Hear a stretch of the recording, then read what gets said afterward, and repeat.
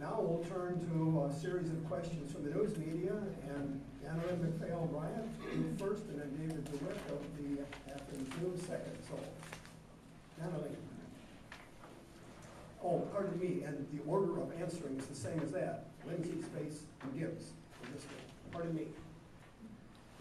Good evening. Is this working? Can you hear me? Thank you for coming tonight. I, a couple of months ago, covered a jobs fair, heavily attended by people in the county and outside of the county. And I met a man who said that he had had a really great job for about 12 years until they came into work one day and they shut it down and the jobs went to China. And he said that his boss talked to them and told them that if they were willing to work for $2 an hour, they couldn't compete with the pay scale in China, and that's why their jobs were gone. And that was quite a long time ago, and he said he'd never been able to get a good job since. What's your position on foreign trade agreements, and how do we stop the flood of jobs moving to foreign countries? And why do you think, whose fault is it that so many good paying blue collar jobs are gone? Thank you. Very complex question. I'll start with the trade. You asked what our position would be on trade. I am not a proponent of free trade. I am a proponent of fair trade, which means, of course, trade should be negotiated between the countries to be mutually beneficial. We have a huge trade deficit with China. Everybody knows this, whether you're in the political realm or not. You can't go to the store without buying something that was made in China that once upon a time was made here in America. The second portion of the question I would address by saying that it's the tax burden that has forced a lot of American businesses overseas. Yes, there is cheap labor to be had overseas, et cetera, et cetera.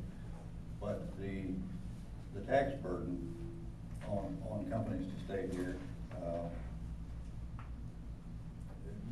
doesn't allow us to compete with some of these other countries, particularly the ones that we have free trade agreements with. What we need to do is lower that. I think our tax rate is somewhere around 35, 36% for, I'm sorry. Okay, Mr. Space, you're next, and these are 1.25 minute answers. Lindsey, I forgot to mention that before your introduction. That's okay. 1 minute, 15 seconds? 75 seconds. Okay. Minute 15. I'll try to talk fast.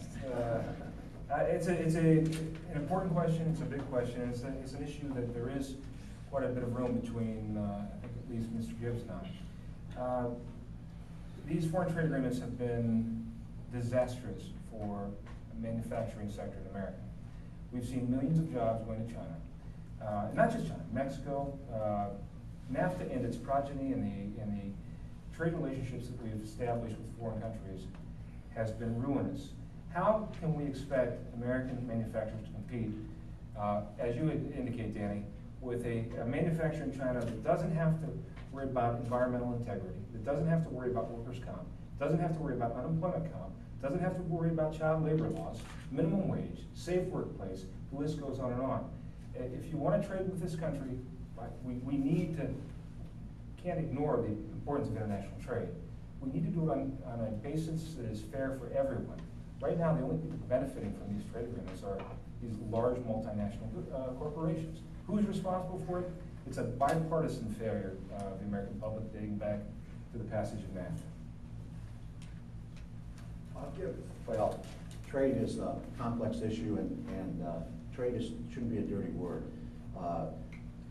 Trade, 26% of the, according to the Department of Commerce, manufacturing jobs here in Ohio are dependent on exports trade. I've been criticized that I open the trade, and I'm really I think trade has to be something we work on, and it has to be fair trade. I'll give you a couple examples. It really bothers me that China doesn't let their currency float to market rates, because when they don't do that, that puts us in a very uncompetitive position. Of course, when you have this deficit spending, China's our banker, it's harder to get tough with them. Second, if there's a country out there that's subsidizing an industry and those prices come over here, we need to slap a tariff on them right away and level that playing field, because no American business should have to compete with a foreign government.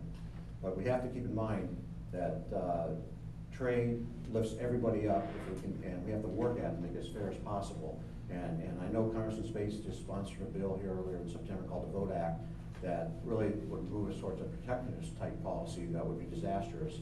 And NAFTA, he's challenged me in NAFTA a lot. If NAFTA's that bad, the President of the United States could open up and renegotiate anytime he wants to.